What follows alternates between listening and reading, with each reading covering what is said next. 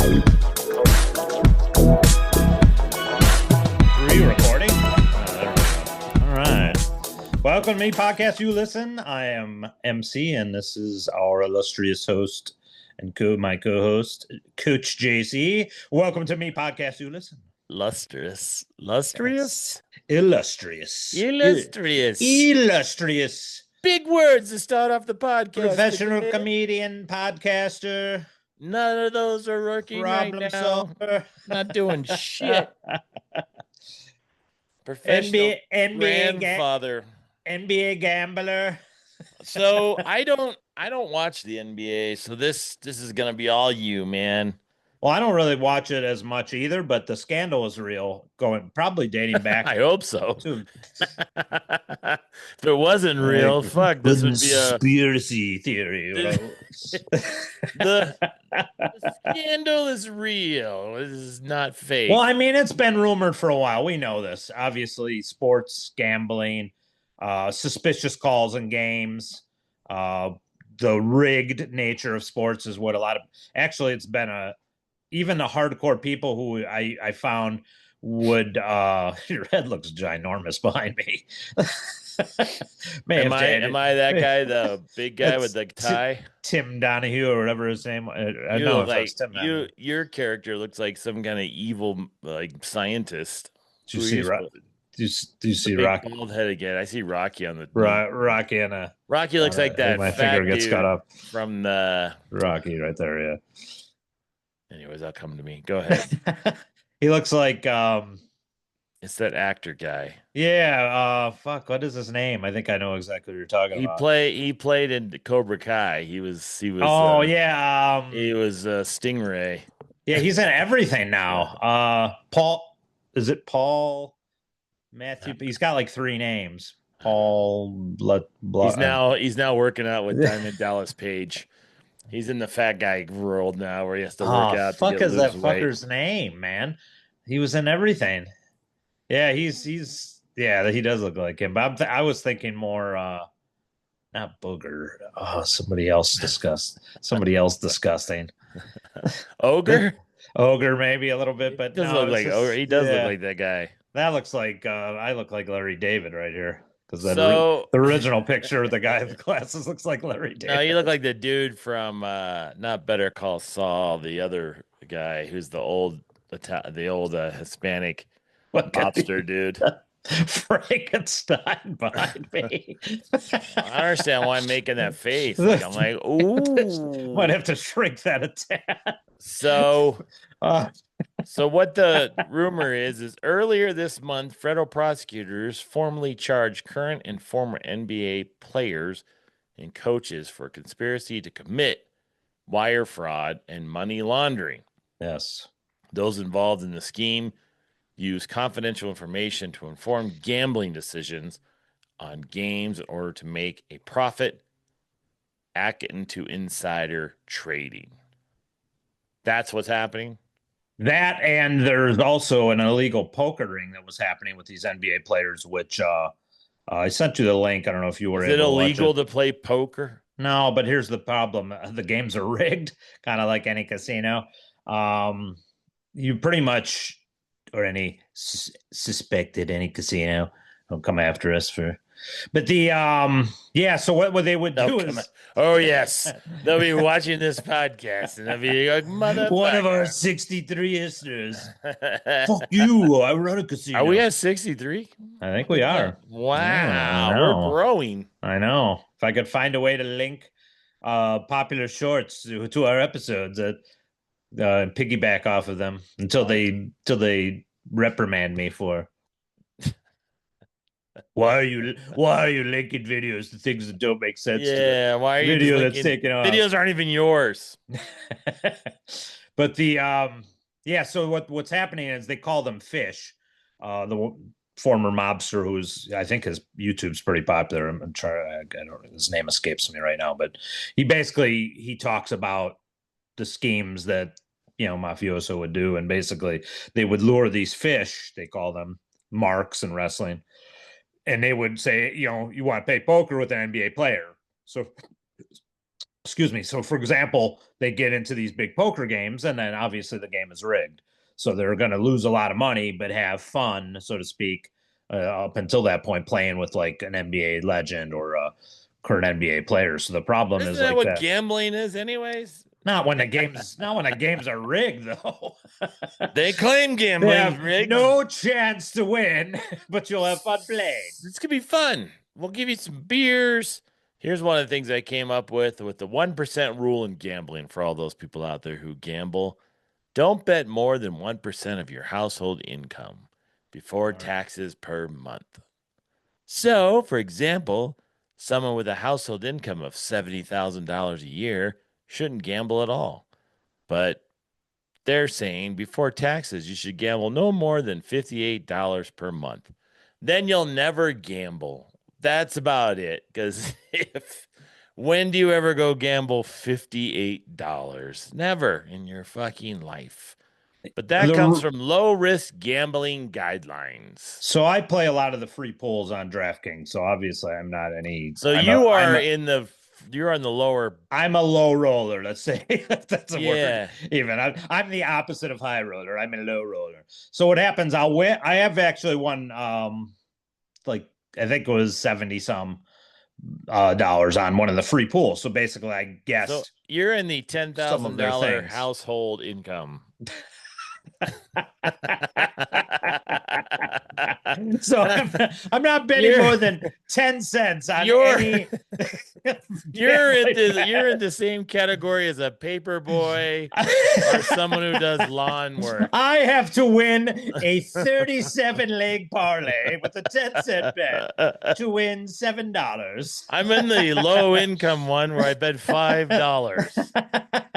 I'm not even doing that. It's their money basically, but I'm doing I'm doing ridiculous bets with their that, obviously higher late or first touchdown bets or first baskets.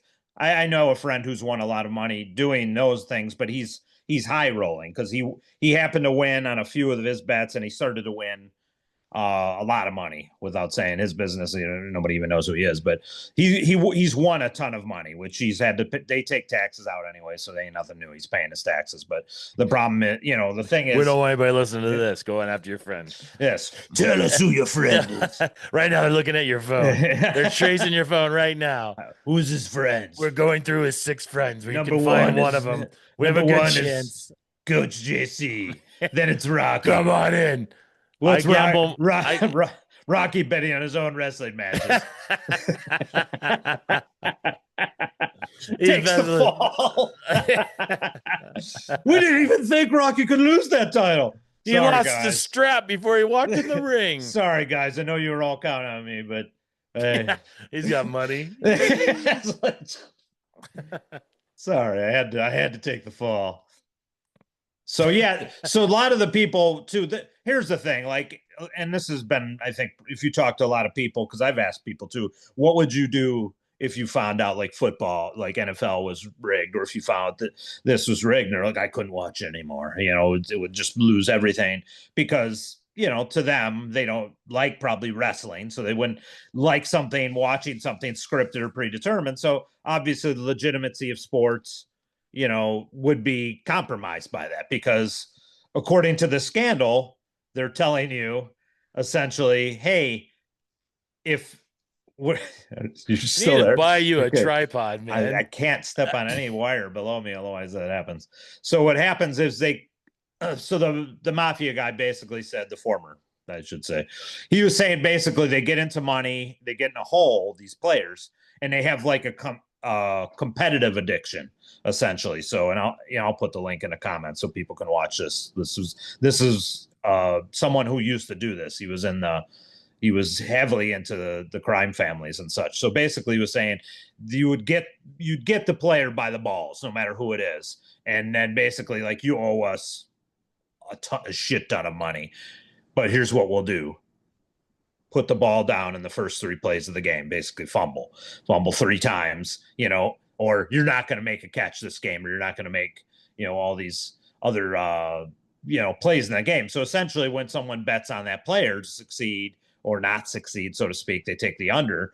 he's going to fail because he's already been predetermined. So then there'll be an influx of these bets, basically. And I think one of the things in a lawsuit, they traced it back to like an injury. Like it's like insider trading. If you know an injured player is not going to play, let's say LeBron on the Lakers, so you're going to bet against, the Lakers that time, basically, essentially because they know LeBron is going to play. So the chances of them winning are going down. Or if the one player knows he's hurt, he's going to leak it to somebody. They're going to tell somebody and they're like, oh, okay. So now I'm going to bet the under because he's going to come out of the game quickly because basically he's going to say, I have an injury. So these are the little things that these players are told to do essentially to affect the betting line of the game, to affect these bets. And then these bets will come in, which it seems fairly suspicious. You would think if there's an influx of these bets coming in on one thing to happen, you feel like it could be investigated fairly, not super easy, but like you would feel like there would be an electronic bet trail back to whoever's placing these bets if something was very unlikely to happen and they want a shit ton of money. So I feel like that's probably how some of these guys have gotten caught here, because they were able to follow the money basically backwards and find out what's happening. And that's how they catch these guys. That's how they catch the players. So bottom line, basketball sucks. So who wants to watch basketball? And here's the thing. I mean, the lowest paid athlete in the NBA is $1,200,000. Right? They're getting $1 million, a little more than $1 million, to be the lowest paid rookie minimum contract. Yeah, that's more than enough to survive on. So then they find themselves for a plebeian gambling. So you're thinking the guys who were doing this, the ones who were busted, I'm assuming they were high figure players, like they were players that you would assume are bigger than a rookie, correct? Correct. Like what? Who's the big name? Terry Rozier? I don't know, but they're saying right now Stephen Curry makes $59 million. That's his salary. Stephen Curry watching. What do you say? Joel and Bet. No, but this is the rankings of NBA salaries, and according to Sports Track, he's the highest. Stephen Curry, Joel. Yeah, he's the highest paid. For Steph Curry, you mean? Steph Curry. Steph Curry is the highest paid player in basketball. Joel Embiid, I believe. Nikola Jokovic. Shit, man. You can't even pronounce. Tell us you haven't watched the NBA in years without telling us. Giannis Antetokounmpo. Giannis Antetokounmpo. Fucking do they have? even I don't know. $54 million. Giannis is how you actually pronounce. He could probably buy the country he came from. Because obviously he didn't grow up in the Bronx. Insult. What? Making fun of his country cat. Jimmy Butler. Wait till we get that 64th subscriber.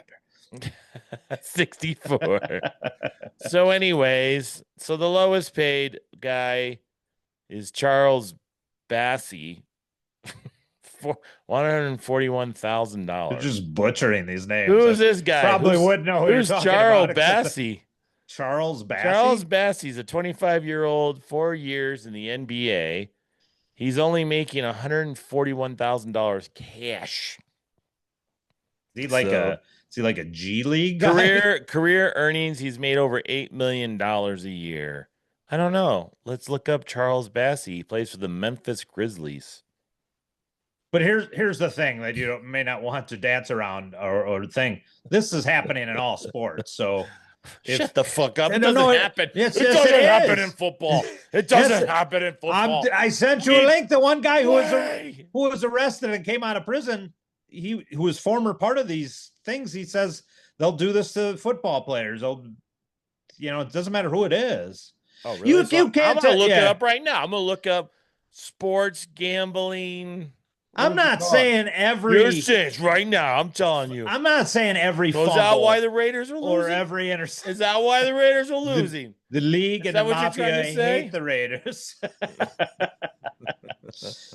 Sports gambling hates the Raiders. I'm not saying every fumble or interception. Can't even fucking score a touchdown. Geno Smith just runs around. Why the fuck are just trade Jacoby Myers? He's killing me. I need him to be traded. Just get anybody. There's got to be a dude. Bring Mark Wahlberg in. There, look at what he did for the Eagles in that movie. Bring him in a movie. Let him come in, try out. Looks like he can throw the ball.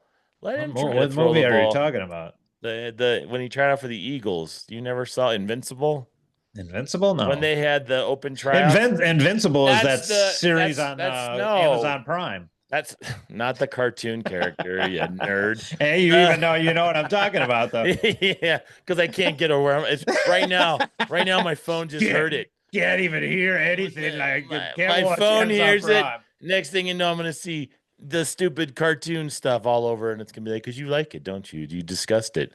It's Invincible, where he tries out for the football team, and then he. Mark battles his dad, it's the one. Alien. It's the one they did in Sunny in Philadelphia when they all tried out, and D became a kicker with their face with the Green Man. Yeah, and remember D. Remember Frank thought he was in the toilet and he's just sitting in the little garbage can. They thought because he took mushrooms or something. Anyways, anywho, back to the one. Oh, there was. Oh fuck! That made me think of the episode where they're trying to see the Phillies in the World Series and they're just trapped in the vents or some shit like that. Yeah. So what happens to these guys? Do they go to jail? Like, has it been proven that they're doing this? Yeah, I mean, this is a scandal. The FBI, haven't you watched? You tell me, haven't I watched anything? Haven't you seen the FBI leader, Kash Patel, comes out and Stephen A. Smith says, "Oh, it must be revenge by Trump or something." He's like, "Oh, that's the guy, the guy that just looks up in the air all the time when he's talking." That guy, the NBA, he does he not? He looks like he's always like, "Oh, it's Stephen A. Smith or Kash Patel?" No, Kash is that our guy from the FBI? The dude's like. He's got like a little tight. Yeah. He's always looking up in the air like he's posing for a football photo. He's just looking up, shins up in the air. So he basically called out Stephen A. Smith and he says, "We catch people who commit crimes. We're not, that's the dumbest thing I've ever heard in all of my lifetime in politics." and I'm in Washington D.C. He says it was a pretty big burn on Stephen A. Is that the guy? Normally I like Stephen A. He's the one who talks like this, basically just. That guy, the commentator dude. Yeah, he just gets mad, starts yelling at everybody. That's what he does. Yeah, so I haven't seen what he said exactly. I think maybe after the one video I watched with the former mob boss guy, it went to the Stephen A. thing, or maybe I watched the Kash Patel clip and then it went to it was part of maybe First Take or something. Bored. What are you losers talking about? My dogs are just like, oh God, how much more of this shit? Fuck this guy. Isn't he gonna take us for a walk or what? What do you think? Yeah, let's go for a walk. Take ourselves for a walk, motherfucker. He thinks our whole life is just spent. They were sleeping. Just hanging out. She was just running on the floor, she's like, that's them sulking. Like, fuck you. Fuck you, Coach Shacey. You see behind the scenes. You see the production. Fuck you and your podcast, Coach Shacey. Look at that dog posing. They know my cool backdrop. Dogs are intuitive. They know when you're talking about them. I know they do. Oh yeah, you think she knows? I think they do. Yeah. Want to see it's tone and it's whatever it's directed to. I know. No. I have a feeling dogs do. From my past experiences, I believe she's looking out the window now. She's thinking, I hope I can get out. I gotta get out of this room. I wish I could commit suicide by jumping out this window rather than listen to one more word from these idiots. She's the one that came on here. Oh my God, that's what I'm looking at. That's like double vision. Now keep talking. Double vision. All right. Sorry to throw you off. See the delay. 7-second delay. In case you say something stupid, which is all the time. Yeah, if you want 7-second delay, just edit you out. Yeah, so this is pretty crazy. That we haven't even scratched probably the surface of what all the stuff, unless it's going to get buried, because people think a lot of this stuff has been buried for years, like the Jordan thing with, and then just numerous other cases that should, it was one of the more popular podcasts with a bunch of the guys.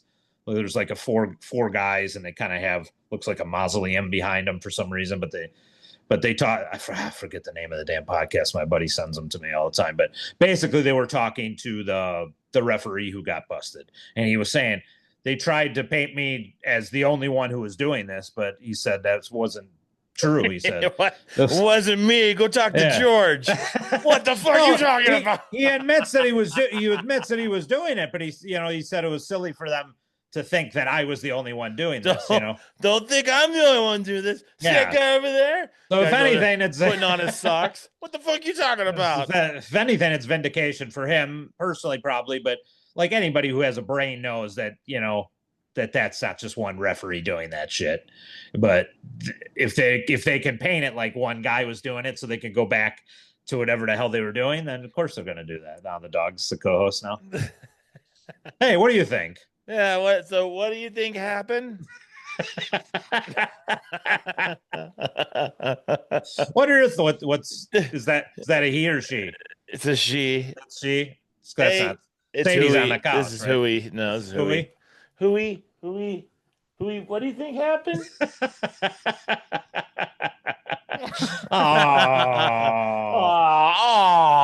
The first dog podcaster that is an AI.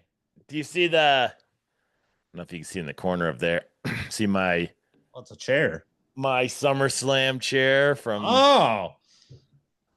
America West Arena. That's all that I think that was a gambling scam too, because oh, you think that was rigged? Yeah, that was during what was that cage match? The cage with the dome where everybody's stands eliminate Hell in a Cell or Elimination Chamber. It was Elimination Chamber.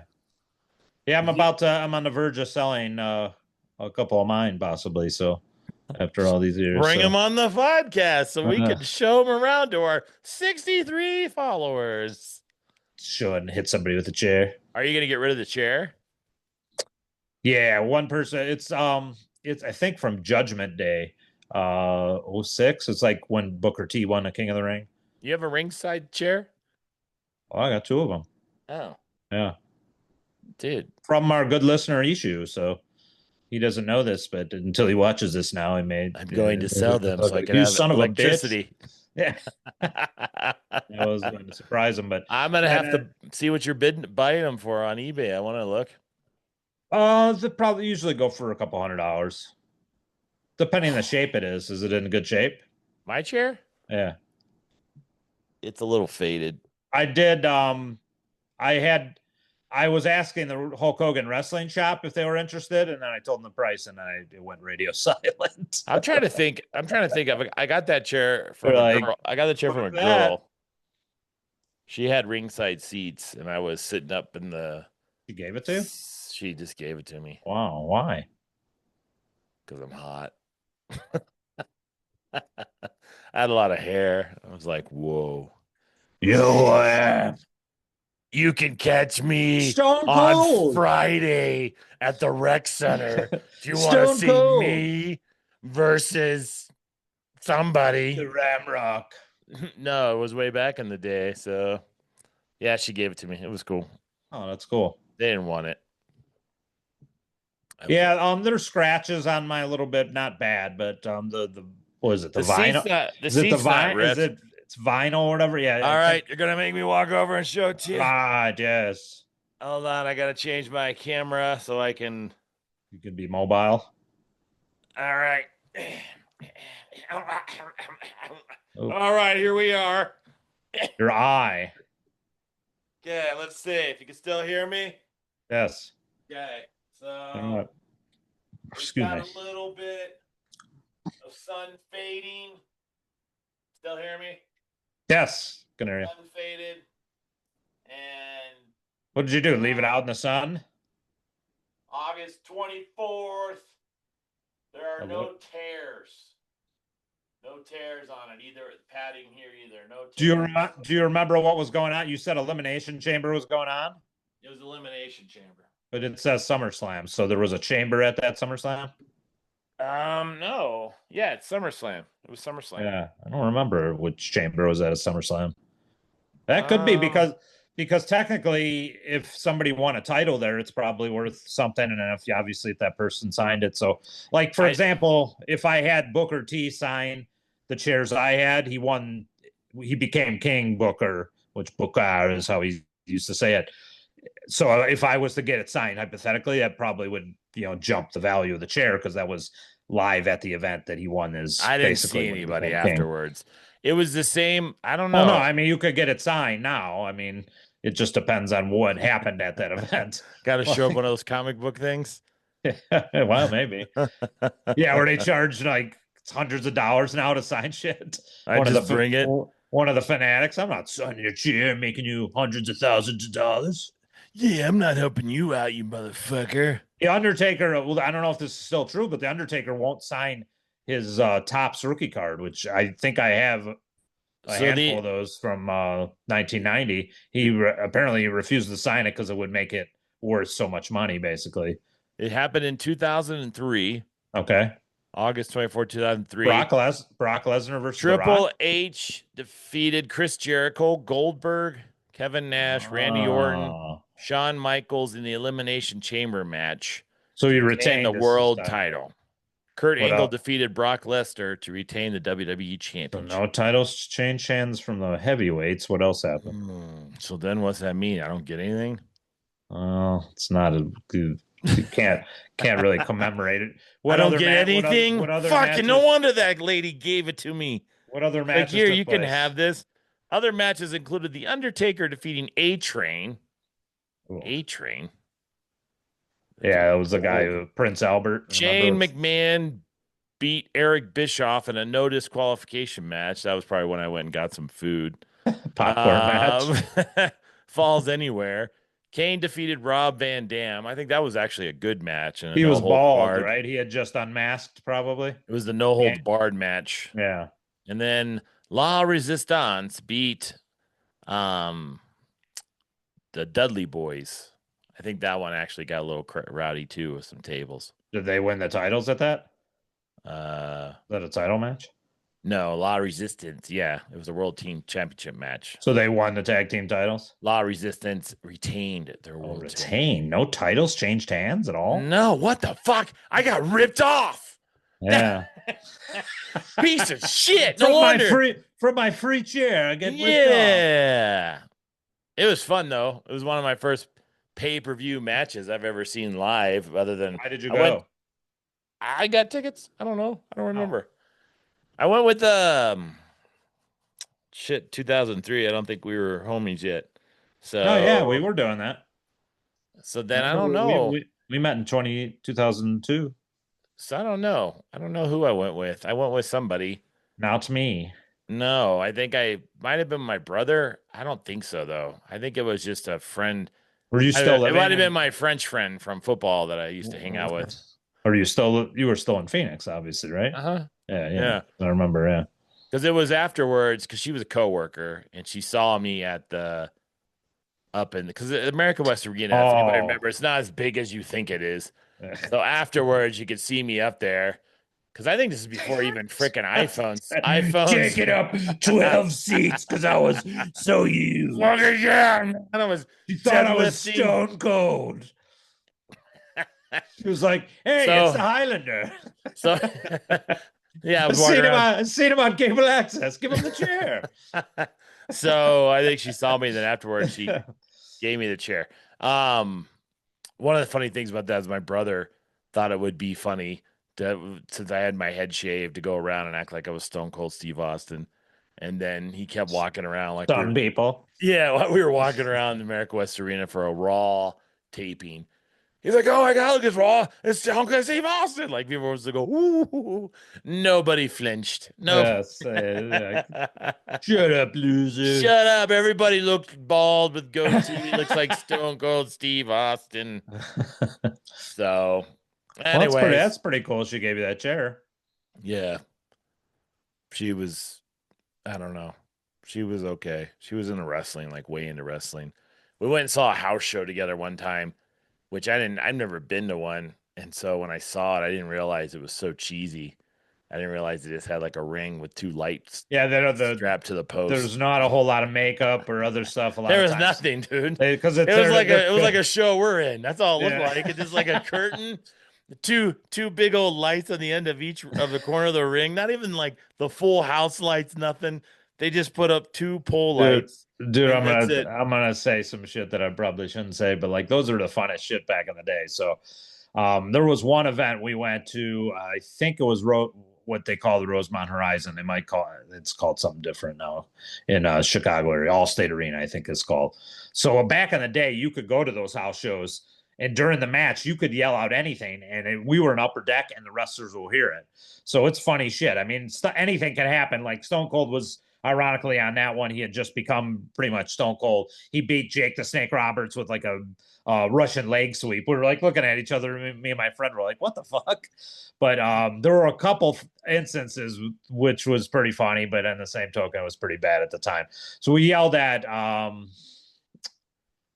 what was this? Hakushi was his name. So he lost, and we liked him. You know, mind you, he was he had all the tattoos with fake tattoos on him. So he looked really cool. He'd come to the ring dressed like almost Raiden from Mortal Kombat, but they were just jobbing the crap out of him. So like, he would basically become like, what you'd call jabroni, basically what the Rock would call. So from the upper deck, mind you, this would be unheard of now. We basically yell, "Go back to, his home country," let's just say. So he proceeds to look with the referee we're way in the upper deck, like who could fucking say such a horrible thing? And it's just like, and then it makes you feel bad, like what the fuck, like because he's being carried in the back, like you motherfucking, you heartless bastard. What have he done? He ran up the stairs. Yeah. Come get you. But the other funny fucking thing was he at the time he became Just Incredible, but he was known as just Aldo Montoya, the Portuguese man of war. It was such a horrible gimmick. He's wearing what it looks like the equivalent of a yellow jockstrap on his head. And that's this. So this thing has become a thing now. People are calling them that. Me and my buddy's close friend at the time, we're yelling, alternating, jockstrap over nonstop. He's just lost, which is humiliating enough probably for him, and he's having to wear this damn thing. But he's like doing the walk of shame to the back, and we are just relentlessly back and forth. We must have said it what feels like over a dozen times easily. Jock strap, just like over and over, all the way to the back. It's funny as hell when we were doing it. I mean, it's probably horrible for him, obviously, but that's how you could chant anything in those things. And because you could hear a pin drop basically in those days. Nobody was yelling, screaming as much as they were, especially during matches, after matches. Those used to be the best. Fucking those were so great those times. So as a fan, house shows are a must. They used to be for sure. I mean, now it might be harder to get a chant in, but I remember doing the bushwhacker thing as a real little kid and hitting my ex-brother-in-law now on the head, and he was like, we used to do. They was so funny. They did one of those in Prescott, and we took our kids there, and John Cena was in it, and they had, I think, RVD was in it, and so it was cool. It's a lot more fun. It seems like the reality of it is, though, is they lose matches and win matches, but they don't mean anything. So yeah, I watched. Cool. It was a long time before I finally seen Owen Hart win a match, starting from when I was a younger kid. This was 88, so I seen him wrestle, and he's the Blue Blazer at the time. So I'm a huge Blue Blazer fan. It's like a comic book come to life. He does all this cool shit with flips, so and I didn't know at the time he came to the arena with Bret Hart. I'm like, why did the Blue Blazer come with Bret Hart? Oh, it's his fucking brother. But he's wrestling the equivalent of like the biggest, reality is real, folks. the biggest bum It's at the real time, to which us, was damn it. probably Barry Horowitz. So he's wrestling Barry Horowitz, and I'm like, the Blue Blazer should easily win this one. He does some other high cross body, and then he flip, and Barry Horowitz pins him, and I'm like, as a kid, I'm like, what the fuck? How did Blue Blazer lose to the biggest bum? And probably Owen probably wanted to do him a solid because Owen was known as obviously a wrestler's wrestler. So he didn't probably give a shit if I lost to Barry Horowitz. For a huge fan of him as a kid at the time, I was devastated. I'm like, what the fuck? Like, how the fuck did you lose to Barry Horowitz? I was like, oh, but so that's what the things with anything can happen in these house shows. It's not a televised TV thing. They do them in the magazines. They write down the results, but most of the time, nobody, unless you went there or whatever, know what happened in these things. But as a kid, that was pretty devastating. 89, ASU Gamage Auditorium, Cactus Jack. That's when someone threw a cane across the ring. It was funny. Did you tell him this when you met him and he was just looking at you cockeyed? No, he was too busy looking at his phone, showing me strippers. Look at this girl. Look at this girl. So he's not as nice as he portrays himself to be. He's pretty sleazy. No. He's the one that fucking axed me from the other show I was supposed to be in and gave it to what's his name? Nick Nemeth. Oh yeah, and Justin Roberts. So fuck you, I heard Mick Foley. He's a hardcore liberal. He's pretty outspoken. Mick Foley? Yeah, you know what else he does, folks? Don't fucking fall for it. He buys a bag of Hanes socks and he makes Mr. Sacco fucking bullshit. So it really wasn't in his pants. Nope. He just takes the socks out of the package and he draws them on there before the meet and greet. And then you pay $20 so you can buy another package. Yourself. Yep. You could have done it yourself, but Mr. Sacco scammed you. Bullshit. All right, running out of time. What he gets for kicking you off the show, you just exposed him. I know the stories, bro. You have an old suitcase.